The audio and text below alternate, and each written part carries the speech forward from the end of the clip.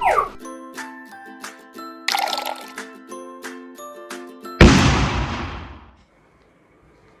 everyone, I Rashmi Arora welcome you all to your YouTube channel IIT Chemistry Shiksha. So in this lecture we will continue with our next topic on aromaticity, that is homoaromaticity and annihilation effect.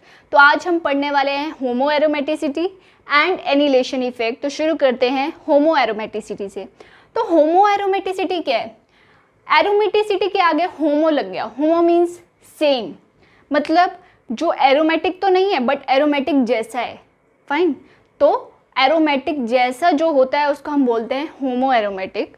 और ये जो concept है होमो aromaticity का, ये sol Weinstein ने दिया था.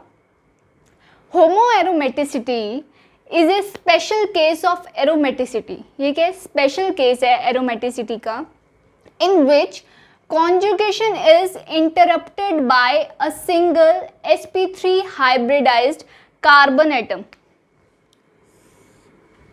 Fine. देखो एरोमेटिक सिस्टम क्या होता है, जो साइक्लिक होता है, प्लेनर होता है, कॉन्जुकेटेड होता है, double bond, single bond, double bond. But जब ये कॉन्जुकेशन इंटरप्टेड हो जाती है, डिस्टर्ब हो जाती है, क्यों? क्योंकि बीच में कॉन्जुगेटेड सिस्टम के बीच में एक sp3 हाइब्रिडाइज्ड कार्बन एटम आ जाता है, तो ऐसे सिस्टम को हम बोलते हैं होमो एरोमेटिक सिस्टम. बट ये होमो एरोमेटिक कैसे है कि sp3 हाइब्रिडाइज्ड कार्बन एटम आने के बाद भी वो जो सिस्टम है वो थर्मोडायनेमिक स्टेबिलिटी शो करता है और बहुत सी spectroscopic, magnetic and chemical properties associated with the aromatic compounds is also shown by the homoaromatic compounds. कि conjugation disturb होने के बावजूद भी, sp3 hybridized कार्बन एटम होने के बावजूद भी वो सिस्टम जो है थर्मोडायनेमिक स्टेबिलिटी शो करता है, बहुत सी केमिकल और मैग्नेटिक प्रॉपर्टीज़ और स्पेक्ट्रोस्कोपिक प्रॉपर्टीज़ शो करता है as that of the aromatic compounds. इसलिए इस टाइप के सिस्टम को हम क्या बोलते हैं? Homo aromatic system. Fine. If तो यहाँ पर एक तरह से डेफिनेशन है या होमो एरोमेटिक कंपाउंड्स के बारे में लिखा हुआ है. If a stabilized cyclic conjugated 4n+2 pi electrons. If a stabilized cyclic conjugated 4n+2 pi electrons can be formed by bypassing one saturated atom. मतलब उसको क्या कर देना? बाईपास कर देना है. ठीक है, जस्ट उसको इग्नोर कर देना, बाईपास कर देना है. By bypassing one saturated atom. ये वन सैचुरेटेड एटम क्या है? वही sp3 हाइब्रिडाइज्ड कार्बन एटम है. It will lead to the generation of homo aromatic compound.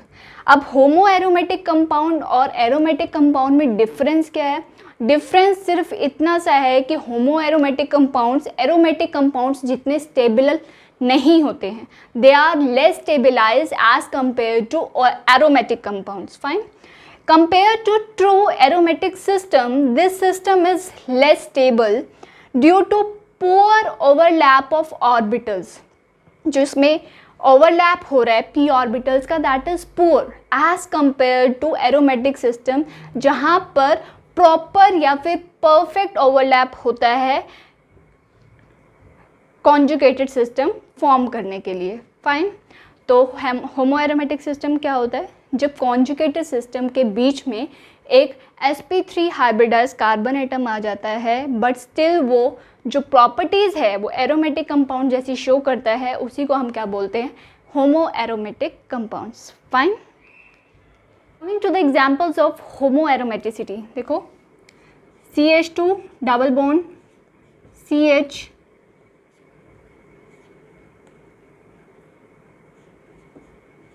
CH2 positive. ये क्या है? Allylic carbocation. फाइन. और एलाइलिक कार्बोकेटायन क्या है? कॉन्जुगेटेड है, double bond, single bond, positive charge. तो ये सिस्टम कैसा है? कॉन्जुगेटेड है. बट इसी सिस्टम में और इसी सिस्टम को अगर मैंने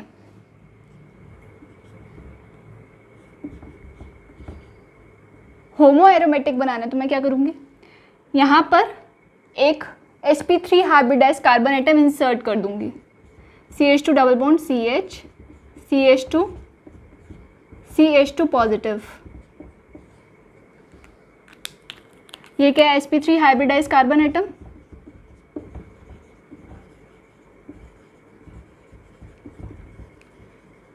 तो ये सिस्टम कैसा बन गया, होमो एरोमेटिक।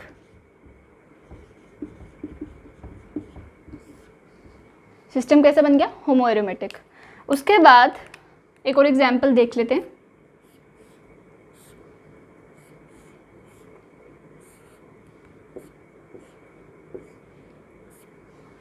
देखो ये स्ट्रक्चर तो आपने देखा ही हुआ है, ठीक है, साइक्लोऑक्टा टेट्राइन, और हमें पता है ये टब शेप स्ट्रक्चर में एग्जिस्ट करता है। तो इस सिस्टम को होमो एरोमेटिक होने के लिए क्या कंडीशन नेसेसरी है, कोई भी सिस्टम अगर होमो एरोमेटिसिटी शो करना चाहता है तो उसमें फ्लेक्सिबिलिटी होना ज़रूरी है। System should be flexible.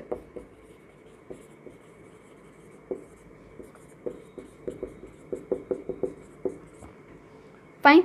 अब इसकी रिएक्शन मैंने कर दी सल्फ्यूरिक एसिड से, H2SO4, और यहाँ के हाइड्रोजन और इसको डिफ्रेंशिएट करने के लिए मैंने इसको HA लिख दिया। फाइन। अब इलेक्ट्रॉन पेयर इधर शिफ्ट हुआ, ठीक है, in the presence of H+ क्या होगा, H+ क्या करेगा, यहाँ पर ही अटैक करेगा, ठीक है। तो क्या बनेगा,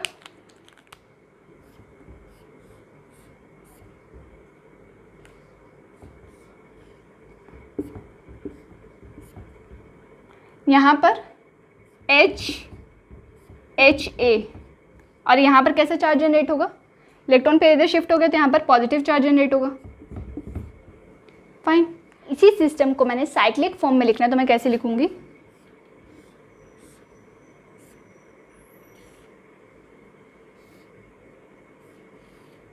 ऐसे HA, यहाँ पर क्या चार्ज आएगा, positive charge. Fine. Positive charge single bond double bond single bond double bond single bond double bond. Fine. तो ये सिस्टम कैसा है, फ्लेक्सिबल है, और इस सिस्टम में इनहेरेंट स्टेबलाइजेशन है। होमो एरोमेटिक सिस्टम होता है stable due to inherent stabilization. यहाँ पर पॉजिटिव चार्ज जो है, positive charge is in delocalization with double bond. Fine. Positive charge is in delocalization with double bond and overlap of orbitals takes place. तो positive charge क्या है, ring में delocalise हो रहा है, तो इसको हम ऐसे भी लिख सकते हैं,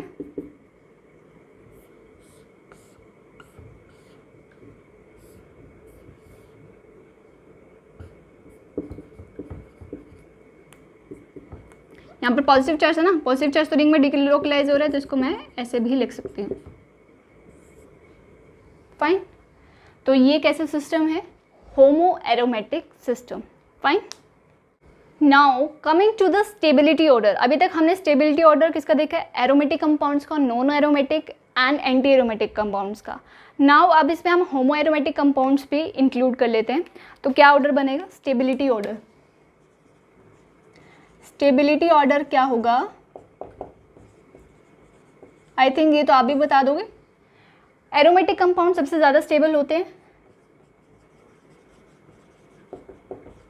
और उसके बाद मैंने बताया था कि homo aromatic compounds aromatic compound से थोड़े से कम स्टेबल होते हैं।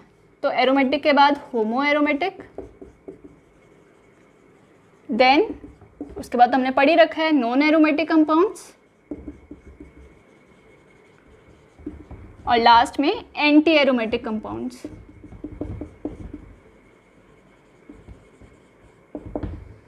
फाइन। तो ये है डिक्रीजिंग ऑर्डर ऑफ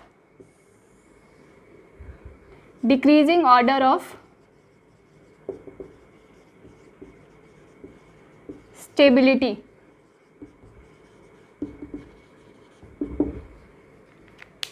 अब एक एग्जांपल मैं आपके सामने ड्रॉ कर रही हूँ।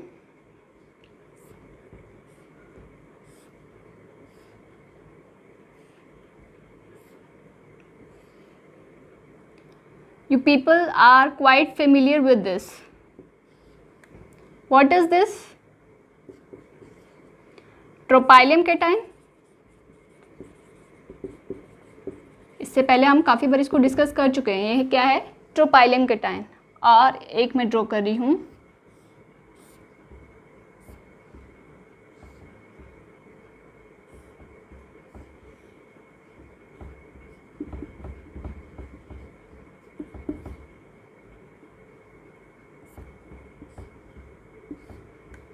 फाइन। तो बस अगर आपसे पूछा जाए कि इनमें से ज़्यादा स्टेबल कौन सा है, तो ट्रोपाइलियम कैटायन आपको पता है साइक्लिक, प्लेनर, कॉन्जुगेटेड, फाइन। और 4n+2 पाई इलेक्ट्रॉन्स इसमें होते हैं। तो ये क्या है? एरोमेटिक। और ये कैसे कंपाउंड है? बस इसमें सिर्फ ये एक्स्ट्रा इंक्लूड हो गया जो कि क्या है? sp3 hybridized carbon atom. तो ये सिस्टम कैसा है? Homo aromatic. और आपको बहुत अच्छे से पता है कि aromatic system is more stable as compare to homo aromatic system. बस एक लास्ट पॉइंट जो इस टॉपिक में हमें डिस्कस करना है, ये देखो एक और एग्जाम्पल है।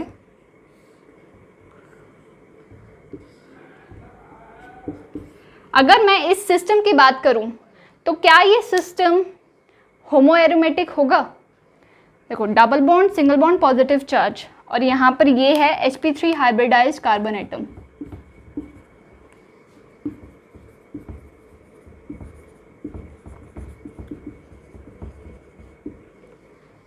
फाइन। तो क्या ये सिस्टम होमो एरोमेटिक होगा? No, this system is not homo aromatic. Homo aromatic के लिए नेसेसरी कंडीशन क्या है कि मॉलिक्यूल में कॉन्फॉर्मेशन स्टेबिलिटी होना इज नेसेसरी। क्या? Conformational stability should be there in molecule. अगर मॉलिक्यूल में कॉन्फॉर्मेशन स्टेबिलिटी नहीं है तो वो होमो एरोमेटिक में कन्वर्ट नहीं हो सकता है। तो ये नहीं कि हर मॉलिक्यूल को आप होमो एरोमेटिक में कन्वर्ट कर देंगे। अगर देखा जाए तो ये एटम sp3 हाइब्रिडाइज है, तो आप इसको सिंपल नॉन एरोमेटिक भी कह सकते हो ना। तो हर मॉलिक्यूल होमो एरोमेटिक नहीं हो सकता है। Is that fine? Now coming to our next topic, that is annelation effect, या फिर इसको एन्यूलेशन भी बोल देते हैं, या फिर पार्शियल डबल बॉन्ड फिक्सेशन भी बोल देते हैं। फाइन। बहुत ही छोटा सा टॉपिक है और बहुत ही इजी टॉपिक भी है। देखो, जैसे आपके पास डेयरी मिल्क, कैडबरी चॉकलेट होती है, उसमें आप बहुत क्लियरली देख सकते हो ना, ऐसे पीसेस बने होते हैं। तो ये छोटा सा पोर्शन जो है चॉकलेट का, वो एक तरह से फिक्स हो रखा है इसमें, है ना। तो अगर इसको हम इससे यहाँ से निकाल दें और वापस से फिक्स कर दें तो इसको क्या कहेंगे? Partial chocolate fixation. वैसे ही मॉलिक्यूल्स में क्या होती है? डबल बॉन्ड की फिक्सेशन होती है। इसी इफेक्ट को हम बोलते हैं एनिलेशन इफेक्ट। तो आपके सामने 3 मॉलिक्यूल्स मैंने ड्रॉ कर रखे हैं। अगर मैं पूछूं, देखो इसका pK 16, इसका pK 20, ये है इंडीन मॉलिक्यूल, ये है फ्लोरीन मॉलिक्यूल, ठीक है, और इसका pK 23। तो हमें पता है कि जो फिनाइल रिंग है, फिनाइल रिंग है ना, फिनाइल रिंग कैसा इफेक्ट शो करते हैं? Electron withdrawing minus I effect. तो electron withdrawing minus I effect जो ग्रुप शो करता है, ठीक है, तो वो इलेक्ट्रॉन डेंसिटी विड्रॉ कर रहा है, तो यानी कि वो एसिडिटी को क्या करता है? इंक्रीज करता है। तो अगर मैं पूछूं इस तीनों में से एक्सपेक्टेड ऑर्डर ऑफ एसिडिटी क्या होगा? एक्सपेक्टेड ऑर्डर ऑफ एसिडिटी, देखो फिनाइल रिंग की वजह से इसकी एसिडिटी इंक्रीज कर रही है। यहाँ पर तो 2 फिनाइल रिंग्स हैं, फाइन। तो इस केस में तो एसिडिटी और भी ज़्यादा होनी चाहिए। तो expected order of acidity CBA due to minus I effect of phenyl ring, isn't it? But actual order of acidity is Actual order of acidity is just the reverse of this order, A followed by B followed by C. Fine. यहाँ पर आप इस वे से भी देख सकते हो, देखो आपके पास डाटा अवेलेबल है pK 16, 20 एंड 23 और आपको पता है pK is inversely proportional to क्या होता है, acidity. Lower the pK more will be the acidity. जिसका pK कम होता है उसकी एसिडिटी ज़्यादा होती है. तो इसका pK कम है, इसकी एसिडिटी क्या होगी, ज़्यादा होगी. फाइन. तो A followed by B followed by C. Now ये है एक्चुअल ऑर्डर ऑफ एसिडिटी. इसको हम एनिलेशन इफेक्ट से कैसे बताएंगे, देखो एक बारी आप इसका स्क्रीनशॉट ले लो, क्योंकि मैं जो कॉन्जुगेट बेस बनाने वाली हूँ वो इसी में बनाऊंगी. फाइन. तो स्क्रीनशॉट. फाइन. तो देखो यहाँ से प्रोटॉन निकलेगा तो यहाँ पर कैसा चार्ज जनरेट होगा, नेगेटिव चार्ज जनरेट हो जाएगा ना. यहाँ से प्रोटॉन निकाल रही हूँ मैं, नेगेटिव चार्ज जनरेट हो गया. यहाँ से भी नेगेटिव चार्ज जनरेट हो गया. अब ये जो नेगेटिव चार्ज है ये रिंग में डीलोकलाइज हो सकता है. फाइन. ये इधर गया, ये इधर आ जाएगा. ठीक है, फिर ये रिंग में डीलोकलाइज हो जाएगा. फाइन. तो ये रिंग डीलोकलाइजेशन शो कर रही है. तो कॉन्जुगेट बेस आपने एक चीज़ और भी पढ़ी होगी, जैसे HA है, H प्लस और A नेगेटिव देखते हैं. जितना ये कॉन्जुगेट बेस ज़्यादा स्टेबलाइज होगा उतना ही HA एसिडिक होगा. So stability of conjugate base, stability of conjugate base increases. तो एसिडिक कैरेक्टर भी क्या होता है, इंक्रीज होता है. Acidic character also increases. Fine. तो जितना स्टेबिलिटी कॉन्जुगेट बेस की इंक्रीज करती है उतना ही एसिडिक कैरेक्टर भी इंक्रीज करता है. अब देखो ये जो डबल बॉन्ड है, इस डबल बॉन्ड को ध्यान से देखो. ये जो डबल बॉन्ड है वो इस रिंग के लिए भी कॉमन है और इस रिंग के लिए भी कॉमन है. अग्री. ठीक है. तो this double bond is common to both 6-membered ring as well as 5-membered ring, but this double bond is more available to this 6-membered ring क्योंकि ये क्या है, बेंजीन रिंग है और बेंजीन अपना एरोमेटिक कैरेक्टर तो इंटैक्ट करके रखना चाहेगा.